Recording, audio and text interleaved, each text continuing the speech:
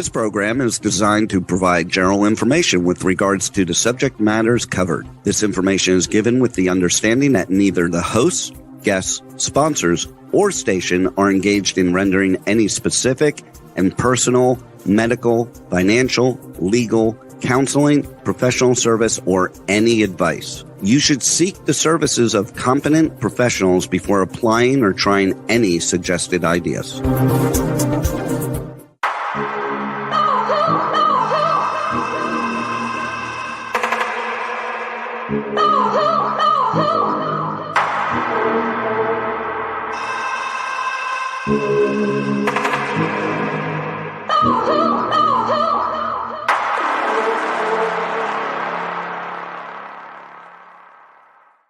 Good morning, true seekers and true crime junkies. Welcome back to another episode of Hit the Road Jack, Finding the Zodiac. We are climbing back into the D.B. Cooper case, and I'm hoping that we will have a summarization for you guys this morning and that we'll be moving on with 1971 and 72. I'd like to welcome to the show Terry Battcher. Hello. Good morning. Good morning. And Nolan Del Campo. Good morning, everybody. Good. Glad to see we're matching chairs again. Yes, love the chair. Harriette will be here with us shortly once she gets in on the chairs. We're going to pick up where we left off last week in D.B. Cooper, and that was the to the public letter, which was actually written to Dear Editor and to the public. I must ask you, who in the hell do some of you people think you are? And what in the hell do you think you're doing? I have succeeded in pulling off one of the most successful, talked about crimes of today. Then some guy credits himself with the masterpiece and thanks everybody for their cooperation and hospitality.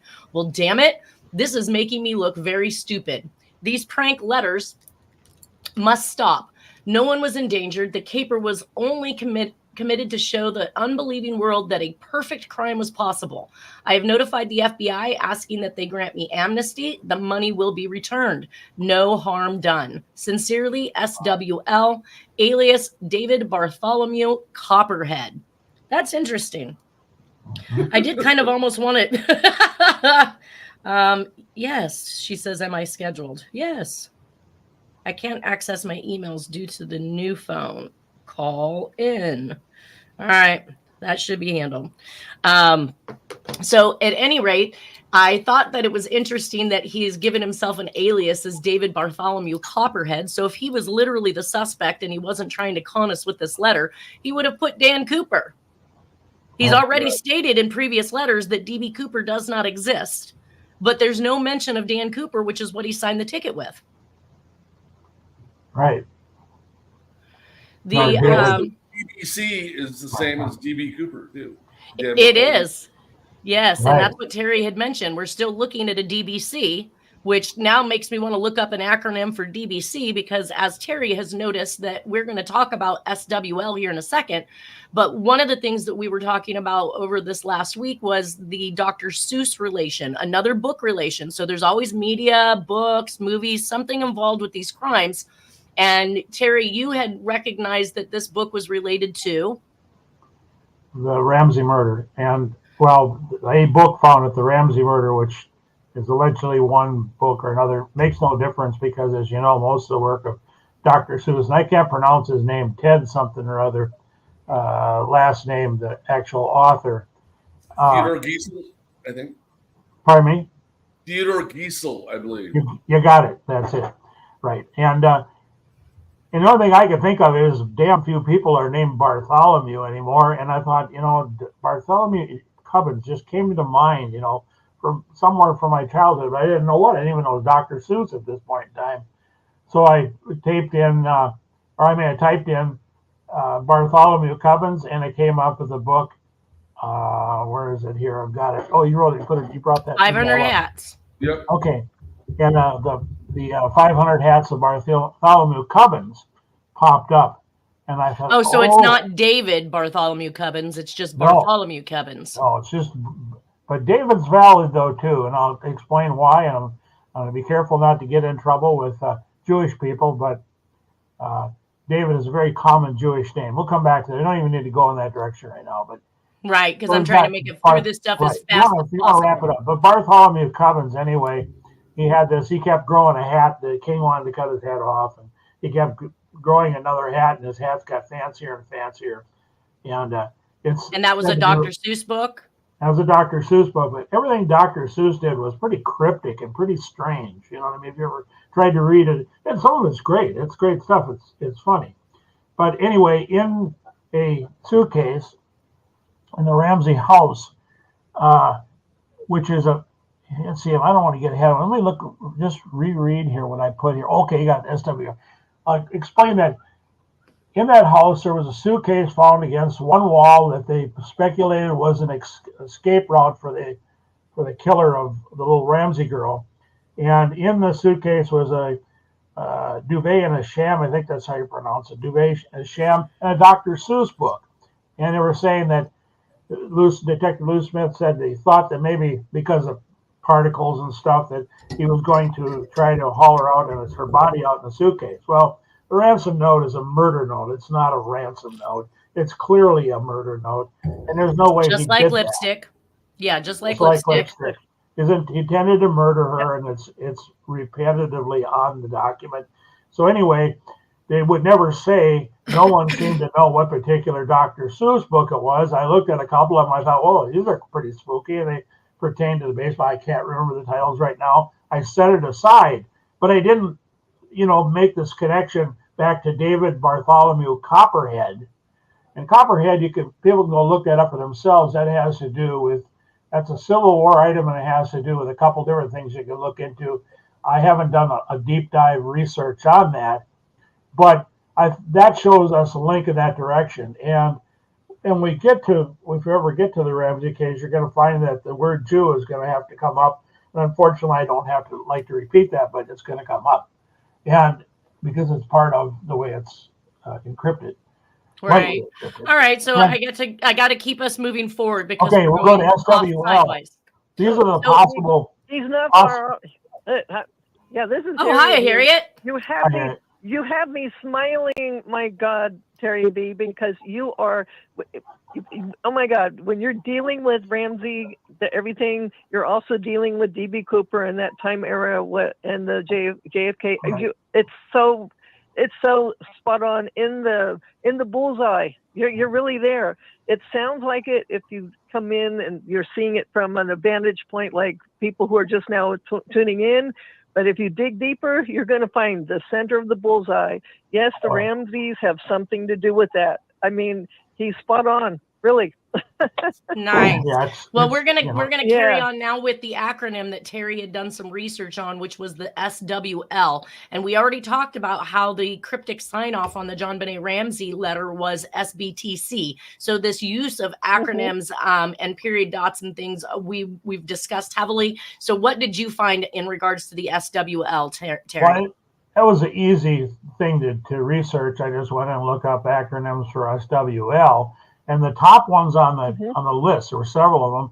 Safe working load, as in a parachute cord or a tow rope or lifting lines. Safe working load is one of them.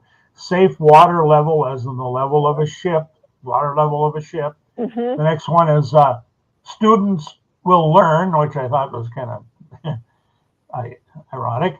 And then the next one was shortwave listener, which we know that Jack was involved in ham radio operation, etc., heavily into that sort of thing. And then software license was another one. And then the one that really bored me was screaming with laughter, which is absolutely Zodiac Jack 101. So take your pick, but the screaming with laughter one is, I was surprised to find that, That or shortwave listener. Shortwave, I think a lot of these actually would hit home because if we're talking about DB Cooper, there was the encyclopedia page out of the Playboy magazine that was one of the I mean, everything kind of fits in or can kind of spin off. And we know that the Zodiac was notorious for having 2 to 3 different meanings for any one given thing he said. And that was to keep you spinning in circles so you couldn't really put your finger on what was going on with him.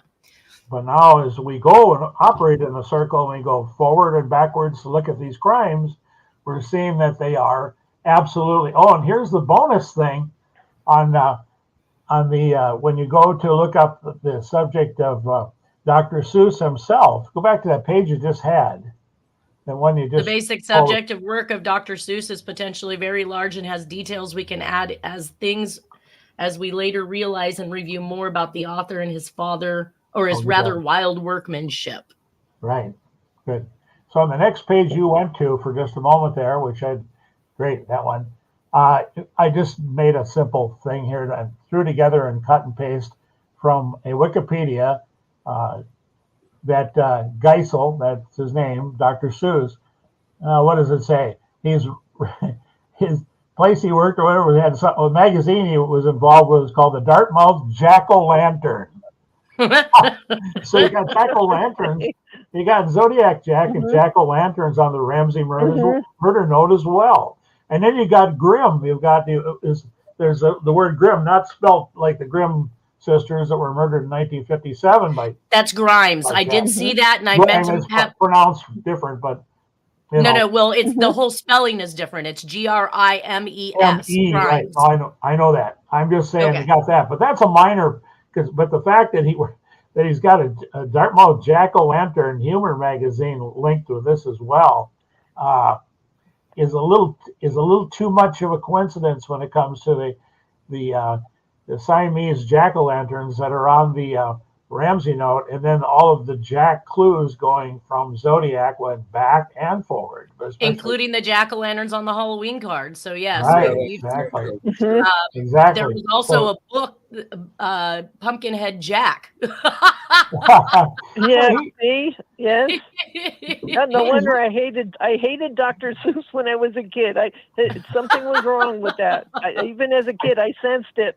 I didn't even like watching the Christmas program. So I agree with you. Years later.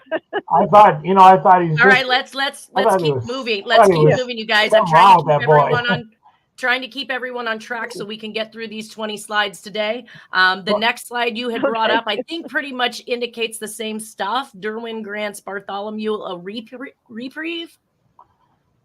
Yeah, that's part of the story of the 500 Hats story. He's giving a summary of the story, what it's all about. I just cut and paste that. I had to take the whole page when I did a cut and paste, or a screenshot on that. I suppose I could have blanked that out just so I wouldn't confuse you. But I thought since that wasn't part of the page, I just put a green line under it for something to consider. But the main thing is that the Jack-o'-lantern, and then this is talking about Seuss himself there. That line I put underlined in orange is that he is rare and loopy. I like the statement they put up here. The book received positive reviews from critics. The New York Times reviewer called the book a lovely bit of tomfoolery, which keeps up the suspense and surprise until the end. That is absolutely 100% what we've been dealing with. Oh yeah. Now you did speak about the Grimes already, rare and loopy. We did have a couple more communications that I haven't really identified. I'm not sure what goes with the Sky Marshals, Portland, Oregon. You did notate on that, Terry, that the note all of the details on this envelope from DB Cooper, FBI FOIA files. The two circled are smoking gun details that show a direct linkage to the 1996 Ramsey murder. The letter I in airport has the subtle hint of a Christian cross. The letter O has the symbol of the snake and lots of special little details on this document. So you're looking again just at the way the forms of the letters are made, correct? Right, exactly. That's the thing with the Ramsey murder note. It's got a lot of details to the point where it's like Bob Shields said, how long do you think it took him to make this thing? I said, well, right. Look at the details. Everything was deliberate with that guy. Everything was deliberate with what he did. All right, so Harriette, that brings us to the solve. You had a solve for the Sky Marshals? Yes, I did. Now I'm looking for it, but can you read it? Because I know I had it for this guy. It says, go ahead and read it. Attention Spiro Agnew. Arthur Lee Allen phoned Sis at Riverside City College to supply one Donna Lass doctor assistant suit, a Good Samaritan Hospital time card number 717171684. 84. I'm not sure what that last one is. It's the numbers that are. Anyway, keep going. East State Line, Nevada, Y, Highway 50 and Route 207. 0, location or ground 0, to shoot former President, brother, Attorney General Robert Kennedy in the temple.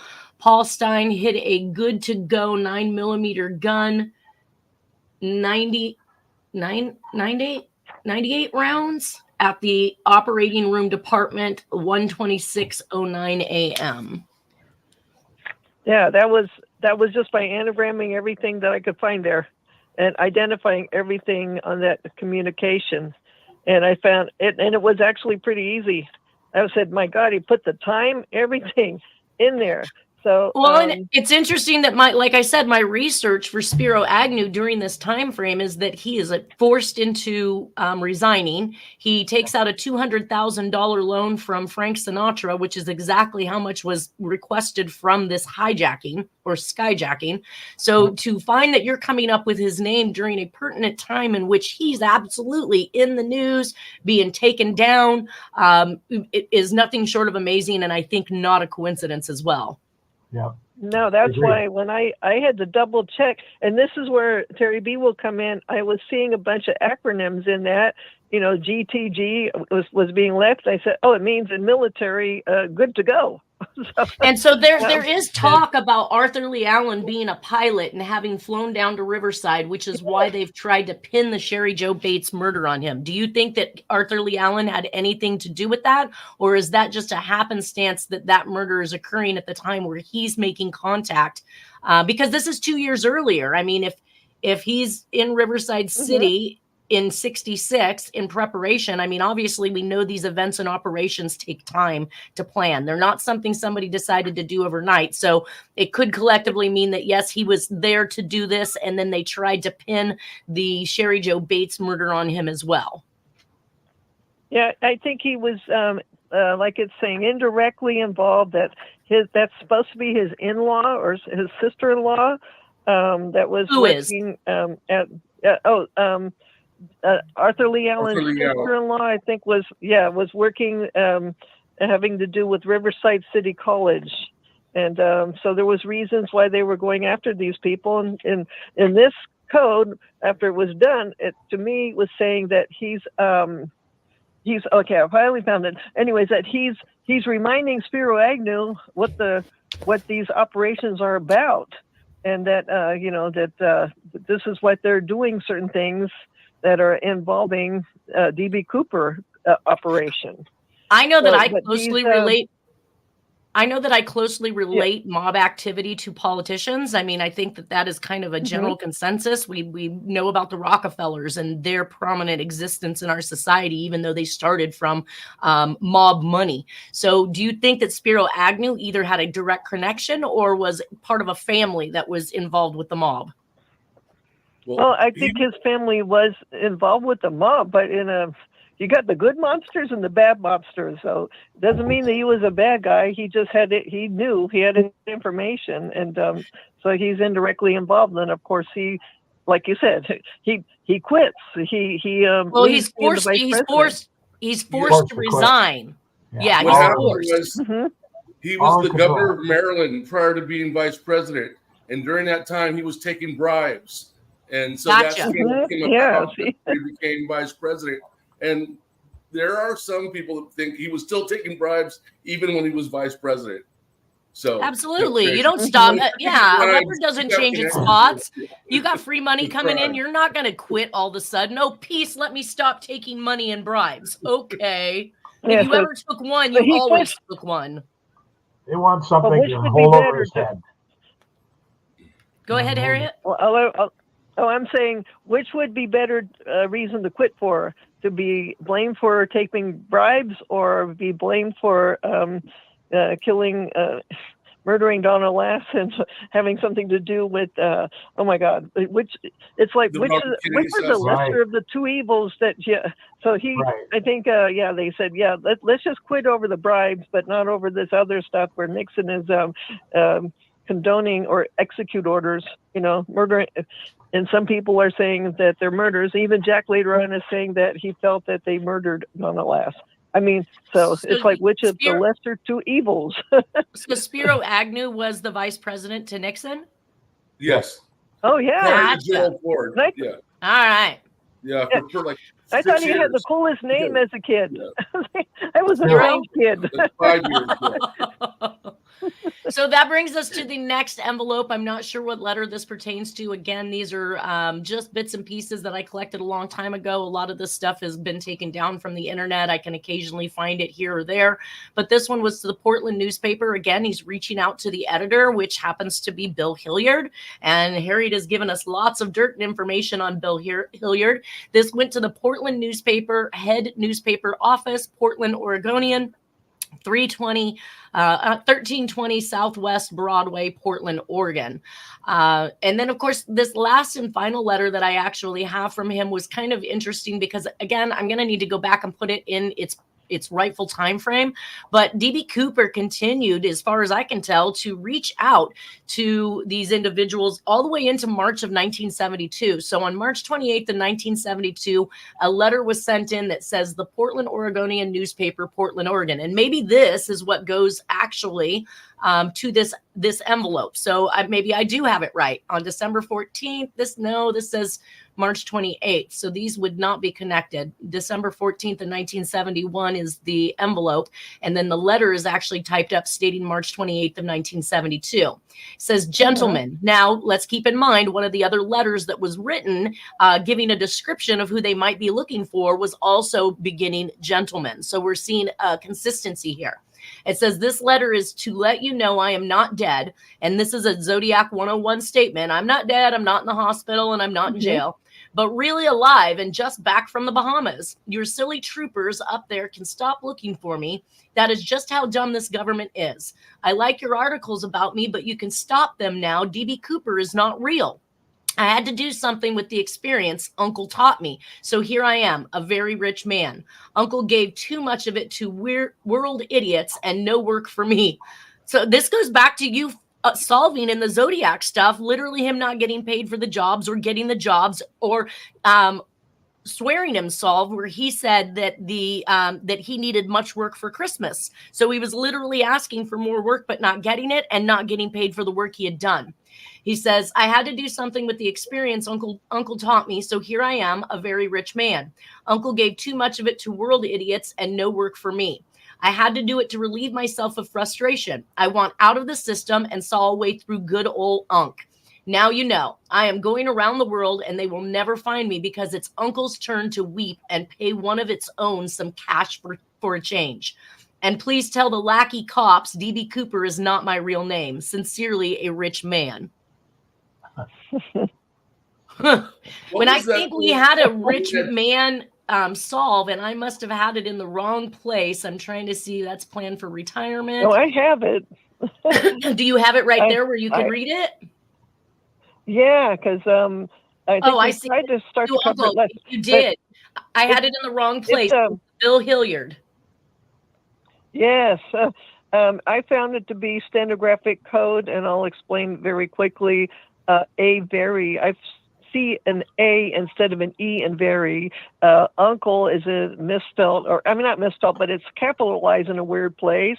So, and then the scratched out two, and then a rich man, which was weird, the signature to sign off with. And anyways, I'll read it. It says, Bill Hilliard, this was just an anagram of the stenographic code. Bill Hilliard, cooperate, topple E.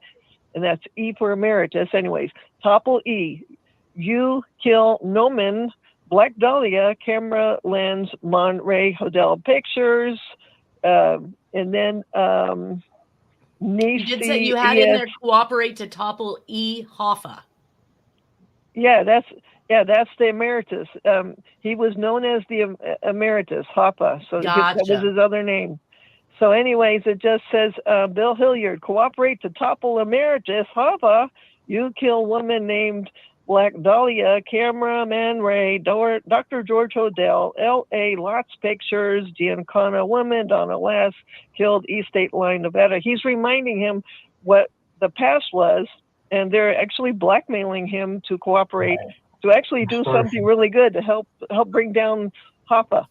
extortion. So Really again, weird. we have a typewritten letter that's going to the Portland Oregonian, who Bill Hilliard is in fact the editor of, and then the message works out to actually be pointed directly to Bill Hilliard. Again, I don't think this is a coincidence. No. And I think he knew the code system, but anyway. They had to have. This has to be something within those that are used to getting teletype information, ham radio information. Like, this is definitely cipher and code 101, which is definitely Jack and Zodiac. Go ahead, Terry. I was just going to say that Harriet's probably aware that there are some stenographic type figurines on the Ramsey murder note as well. Oh, well, definitely. we're not there. Let's not go there right now. I'm trying to Anyway, stay in this 20 slides. Footnote. All right, so we brought up another one which you had talked about, the tie several times. This is the clip-on tie from D.B. Cooper's case, correct? Right. And so it had this particular tie clip on it, which kind of reminded you of a spyglass. Right. Yeah, looks like one, doesn't it? Right. And like you said, was he hinting to magnify the tie, which is exactly what they did, and that's where they found the specialized particles, correct? Over 200 of them, yes. Including ruthenium tantalate. And that, you said, was used in night vision. Right. And this guy, that's a homemade set of night vision goggles you can make yourself. Wow. How would you make that? Well, you have to go and look up this guy's article. I got that. That's a YouTube thing. And you can find anything you want on the University of YouTube. I mean, maybe not all of it's accurate or good, but essentially you block out all the forms of light, and the ruthenium tantalate, I believe that's correct pronunciation of the particles, they're triggered by infrared. So you can see the infrared. So when you see those infrared images that the cops use sometimes to find a suspect or whatever, and it'll kind of look like the heat signature. The heat signature. That's what they're picking up. They're picking up the infrared part of the spectrum, the visual, not visual part of the spectrum, but it converts it into a visual spectrum of the heat. And interestingly enough, they may not even have projected the glasses that D.B. Cooper was wearing correctly to begin with, just like they didn't correctly identify the composite. So you're thinking that there's a possibility that he was absolutely wearing these types of glasses in preparation or in order to jump from the plane and be able to spot or see where he needed to land. Yeah, otherwise, how he would be approximating where to land. There's also a hint with that magic amulet thing on one of the other documents that we talked about earlier. Which is it, or is it both? Does he have both type of devices? Does he have? Well, let me set the foundation for that. The magic amulet was actually two of the letters from the Zodiac that we found were in connection, and the setup or the process of letting us know that he was about to do this skyjacking. At least in my mind, the 305. Right. Absolutely, you're Go right. ahead, Nolan. Oh no. I had a question about prior slide, but we're past it. Oh, no, go ahead. What is it? Okay, on the D.B. Cooper letter to the Oregonian, I have to take this. There was a Degnan reference. Yes. Yes, I did fail to mention that. So in Degnan's letters, in Susan Degnan, which is the lipstick killer, he said in one of his letters, too bad he didn't get O-L-E, Degnan, instead of its old Degnan, which he was trying to hint at the fact that he was going after the OPA representative, which was Degnan's father. Right. And he used the word O-L-E. Now, in this letter, Nolan is correct that I did say good old unk. So we have now, again, a very specific, very unusual use of the word O-L-E as ol in both of these particular communications.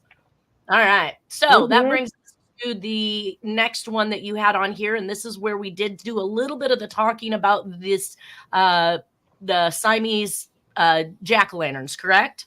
Correct. I think there's another document I made where I actually separated them. I cut them and pasted them apart from each other. But you can tell once you know that they're jack-o'-lanterns, they're absolutely a pair of jack-o'-lanterns. It's easy. Yeah. To take them apart, you go, look at that. He drew a couple of that. Everybody, you think that's a crossed out letter, but look at it. It's a pair of jack-o'-lanterns. So yeah, this is, and then you got on the next page, I believe it is, I'm not track, but There's a guy lifting up a little race car and putting it on a jack stand. So Right. yeah, he's saying this is my stuff, and he was marking it up to say it's his documents. No Now, doubt about it whatsoever. you also had some more information in regards to the actual jump, information from the pilot, which is closer to the truth. You said in his interview with the FBI, co-pilot Bill Radachek said the sudden upward pitch occurred while the flight was near the suburbs of north of Portland. Exactly. Yeah, he was trying to set the story straight too, right? That the co-pilot's trying to say, no, this is where he jumped, because we could tell when he jumped off the plane too. And that's where that FOIA file document, we'll find that, it'll turn up, where the FBI found out that the Portland radar, and this essentially triangulated to the same place, which is west of Le Center, Washington, and nowhere near the northern part, wooded part. And it's an area with conjoined plowed fields where you can get right on I-5 and go right back to California or Portland or wherever you want to go. Right. Or you can go over north, and you can go wherever you want. All right. So you also had two each sections of nonsense in Wikipedia. Said due to the number of variables and parameters, precisely defining the area to search was difficult. The jet's airspeed estimates varied. The environmental conditions along the flight path varied with the aircraft's location and altitude. And only Cooper knew how long he remained in the free tail before pulling his ripcord. The Air Force F-106 pilots neither saw anyone jumping from the airliner, nor did their radar detect a depth-keyed parachute? Deployed parachute. Moreover, a black-clad individual jumping into the moonless night would be difficult to see, especially given the limited visibility, cloud cover, and lack of ground lighting. The T-33 pilots did not make visual contact with the 727. So if they never made visual contact with the 727, how were they supposed to see somebody jumping from it? Good point. Excellent point. Thank you. Okay. Exactly. On December 6, 1971, FBI Director J. Edgar Hoover, and we know that Zodiac has it out for Hoover. Oh, yeah. Mary Hoover. Mary Hoover. Mary Hoover. The stockings on 12th and Hoover and during the Black Dahlia murder. Yes. For Mary Hoover. Mary, yeah, because he was a cross-dresser. So Not it says cross, FBI but happy to dress that way. Right. FBI Director J. Edgar Hoover approved the use of an Air Force SR-71 Blackbird to retrace and photograph Flight 305's path. An attempt to locate the items Cooper carried during his jump. The SR-71 made 5 flights to retrace Flight 305's route due to poor visibility, and photography attempts were unsuccessful. Now, this brings up to me the notion that he asked for 4 shoots, right? Yes. How many did he leave out of the plane with, to our knowledge? Just 2. And so they never found this second chute. Well, he robbed one of the chutes of the strings, cut some of the lines to tie his bundle up to himself. But I'm saying, how many did they? So they're suspecting that he jumped with 2. I believe so. It's been a long time since I read up on this, and that the guy to go to would be Bruce A. Smith, because he knows those things in detail. But yeah, he got some, and he got, I believe it was 4 of them, and he took some of the. But he left 2 behind. But he left 2 behind. Right? I believe so, or else he tossed them out. I don't remember how that part of the story went. So did they ever find any chutes at all? I think they did find a chute, but it was unclear as to whether it belonged to Cooper or to Cooper. That's been I read up on this stuff 9 years ago. You'd have to test me. If you don't, it's a use it or lose it world. I mean, it is a use it or lose it world. All right, some more misleading nonsense per Terry B. In 1986, FBI agent Ralph Himmelsbach wrote, "I have to confess, if I were going to look for Cooper, I would head for the Washougal. The Washougal Valley and its surroundings have been searched repeatedly in subsequent years. To date, no discoveries traceable to the hijacking have been reported. Some investigators have speculated that the 1980 eruption of Mount St. Helens could have obliterated any remaining physical clues." So where's Washougal? That's more to going kind of north and south, and you'd have to get a map out and look, and it's Anywhere near the flight plan or path? Well, they're trying to get it seems to me they were trying to get an explanation as to why this other money was found in Tana Bar, and some of it was chewed up as though it had been under the water and dredged up by a dredging equipment, because they have to dredge that part of the river all the time because there's ships and such that go through the area, and that some of the pieces got chewed up. So he's speculating that, he jumped over here by Washougal because the stuff came up upstream. In other words, there's no explanation as to why it ended up on Tana Bar. There's speculation, but there's nobody. Well, it sounds to me that was a purposeful plant, especially if you had probably Bruce Smith's number one suspect at a party saying how those people over there are going to find money on the banks of Tana Bar, and lo and behold, poof, that's what happens. Good point. Yeah. Yep. So investigation suspended. The FBI has had no valid excuse to drop this case. On July 8th, 2016, the FBI announced active investigation of the Cooper case was suspended, citing the need to focus investigative resources and manpower on issues of higher and more urgent priority. Local field offices would continue to the Zodiac cases.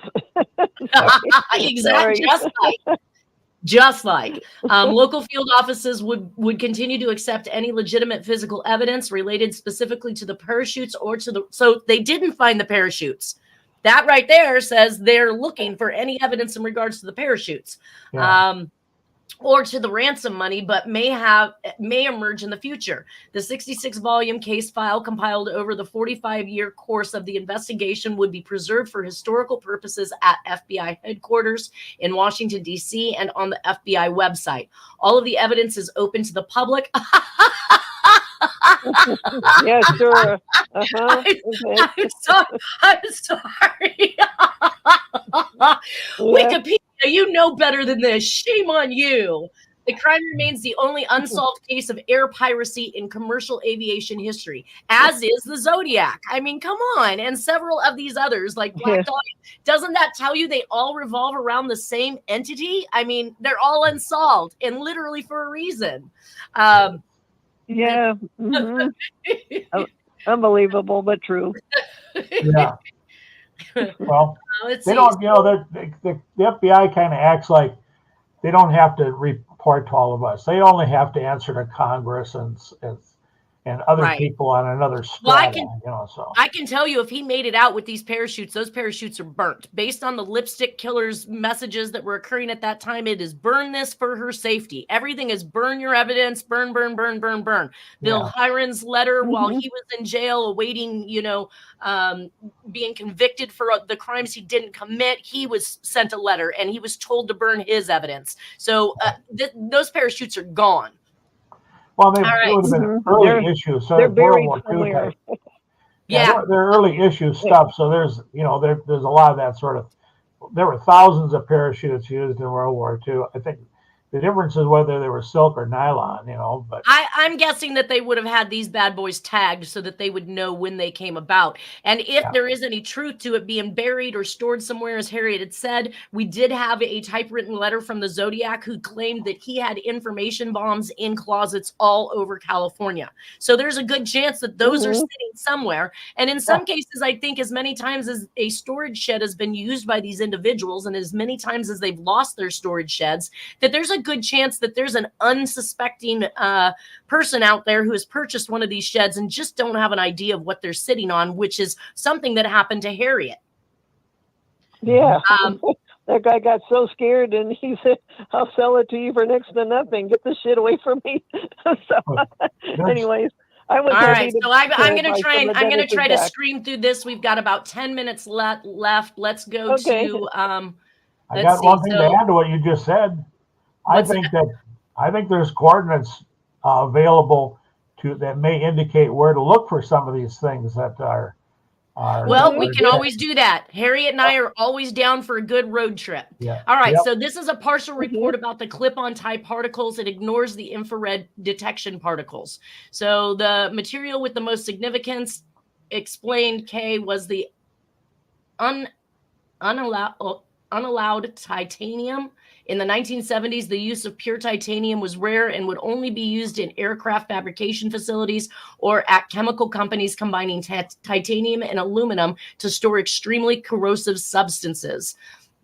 And unalloyed is a mixture of two different types of materials to form one type of metal or whatever. Gotcha. And that's pure unalloyed. It means there's no other inclusions or mixtures in that titanium. It's pure. And so Tektronix, which I think wasn't that something we found in the Playboy cutouts, Tektronix, or is? Well, here's the thing. The Tektronix Incorporated makes oscilloscopes. I own one, and if you have the manual, I could, and I put it on your web on your message board. On your message board, I put a picture of the little midget racer that's in the horizontal sweep section of a Tektronix oscilloscope thing, and that's where I got the idea that instead of calling it a boat-tailed speedster on the second page of the Ramsey murder note, I'm now calling it a midget racer. And yeah, okay. I need to stay away from that's racier. Right. So anyway, but I still have several slides. The particles would have come from Teledyne or Tektronix. The particles, the cathode rate. Well, Boeing Supersonic Transport Development Project and the Portland. I mean, if it's having to do with air flight, and we know that DB Cooper has been, been around planes, been training on planes to make this jump, and doing all this stuff, then he's had a near connection to that type of stuff. Right. I thought the hair samples was really interesting. FBI agents found 2 hair samples in Cooper's seat, a single strand of limb hair on the seat and a single strand of brown Caucasian. Now, everybody, they tried to make it out like he was Hispanic or of Italian, some darker descent, but they found brown Caucasian head hair on the headrest. The limb hair was destroyed after the FBI crime laboratory determined the sample lacked enough unique microscopic characteristics to be useful. What the hell? Why would you destroy anything when the advances in technology of DNA are still ongoing? However, the FBI crime laboratory determined the head hair was suitable for future comparison and preserved the hair on a microscopic slide. During their attempts to build Cooper's DNA profile in 2002, the FBI discovered the hair sample had been lost. Go figure. Of course. The skyjacker would have needed precise ground targets. A pattern of heat lanterns and infrared goggles would have done the trick. So cigarette butts. In the armrest ashtray of seat 18E, FBI agents found 8 Raleigh filter-tipped cigarette butts. These were sent to the FBI crime laboratory to search for fingerprints, but investigators were unable to find fingerprints and returned the butts to the Las Vegas field office. In 1998, the FBI sought to extract DNA from the cigarettes, but discovered the butts had been destroyed while in custody of the Las Vegas field office. Let's just go, woo, woo, woo, woo. Yeah. And to his credit, Trump fired Comey, and he should have fired more people than just Comey, but to his credit, he fired Comey. All right, so on the sketches, according to witnesses, the Composite A sketch, jokingly known as Bing Crosby, was not an accurate likeness of Cooper. The Composite A sketch said witnesses showed a young man with a narrow face and did not resemble Cooper or capture his disinterested, let's get this over with look. Flight attendant Florence Schaff repeatedly told the FBI the Composite A sketch was a very poor likeness of Cooper. That confirms what Cooper told us himself. Right. Then this title should state a large list of highly specialized information was used in the Cooper caper. Knowledge and planning is what you're saying is lacking in a lot of information, correct, Terry? Yes, exactly. Now, the next slide you stated the FBI speculated Cooper knew the Central Intelligence Agency was using 727s to drop agents and supplies into enemy territory during the Vietnam War. So this would be something that Jack was highly astute to. Right. Now that brought us, we talked a little bit about this, so we don't have to cover it much, but death of Earl J. Cossey. Now, on April 23rd, 2013, Earl J. Cossey, who packed the 4 parachutes that were given to Cooper, was found dead in his home in Woodinville, Washington, a suburb of Seattle. His death was ruled a homicide due to the blunt force trauma on the head. Now, the interesting part about this is that and I would like to go back and see, well, this is much later. I mean, in 2013, why would they have waited so long to kill him if he was going to? Maybe he started talking. They asked him not to. I don't know. Yep. Right. Yeah. And he was off the beaten path. He wasn't right where a lot of people. I think he was back in a cul-de-sac. You'd have to ask Bruce, but it seems to me he was not right on the path or a place that would normally. There just was no reason for it. It's not a place murder is what the point is. All right. Well, this brings us to our summary. I'm excited to be here. I'm going to rattle these things off. If there's anything you guys think of in the middle of the summary that I haven't expressed, please shout it out. But one of the biggest factors was this upside down woman in water who appears like she is just not even alive. That is a waterway reference. That is a female that is floating upside down. And that is definitely some Zodiac 101 stuff that was going on, I believe, previous to this actual skyjacking. My DB Cooper summarization, communication variables for DB Cooper and all other crimes. Several communications mailed from California, Modesto, and Sacramento, which are hotspots for Zodiac just before the skyjacking and Jack. Use of historical trolley car stamp from San Francisco, Zodiac Killer, Navy, and a man with a briefcase. Sends communications in multiples. That's the Zodiac. Refers to previous communications in new communications. Again, Zodiac. JT inclusions or nuances. We find them in all communications. He's a braggart. That's the Zodiac Killer, and even Jack to some degree. He's taunting the police, FBI, and newspapers, telling them when they've got it wrong. That's Zodiac 101. The use of sirs and fool, and wearing a disguise. No fingerprints left behind. These are all Zodiac. Offers to turn himself in. That's Lipstick Killer, Georgette Bauerdorf, Black Dahlia, Zodiac Killer, and the Oakland County Child Killer. Typed cutouts, block writing, and handwritten communications equals Black Dahlia, Sherry Joe Bates, Zodiac Killer, and DB Cooper. Has a lot to say or share. That's all the crimes we're involved in. Revolution is a word that he uses, which is attributed to things like retribution and Georgette Bauerdorf and justified with Elizabeth Short. Man and Beast, Zodiac Killer. Wig ad, a disguise, Zodiac Killer. Hourglass, it's a time reference, folks. We've been seeing this. Black Dahlia, Swindle, Sherry Joe Bates, Zodiac Killer, and more. Joan Baez, military training, Jack. The tie ad for the clip-on tie, which held lots of important evidence. An encyclopedia ad, not ashamed of having brains. The tire ad with the masked man in a western state. Jack in Texas, Texarkana phantom murder. Girl upside down in the water. Many of the crimes associated to water. Systems that beat the system, stereo and speakers, the PA system, Jack's, and the Zodiac Killer hood where it was found in a PA system. The Magnavox ad, radio, TV recording. Every letter has a meaning related to ads.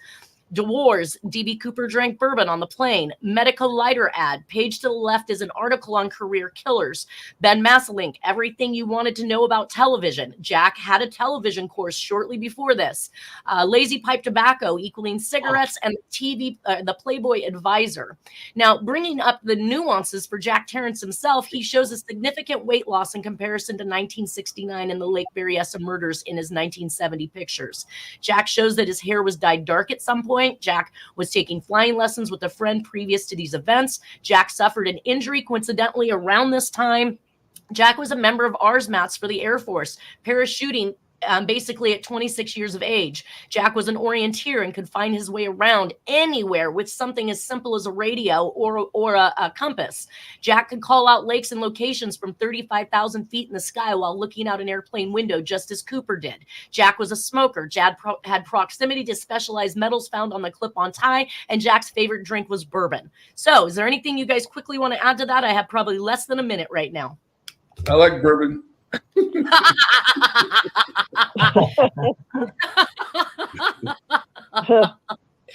Thank you for sharing. Okay. Yeah, me too. I'm just kidding. Is there anything else that you thought of that I missed, Harriette? Just the use of acronyms, especially military acronyms. I'm going to add that everywhere I'm going to add that to the list. Amazing. All right, and Terry B. All the other ones from 1940s. My God, 2000s. Right.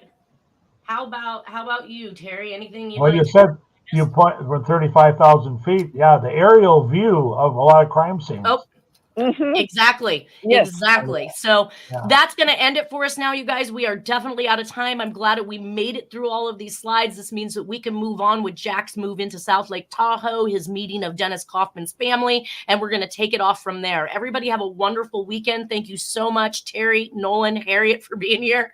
This was a hilarious one. And we will pick up Mother's Day. Yeah. Happy Mother's Day. Yes, happy Mother's Day to everybody. Good You point. take care. Thanks, Dave.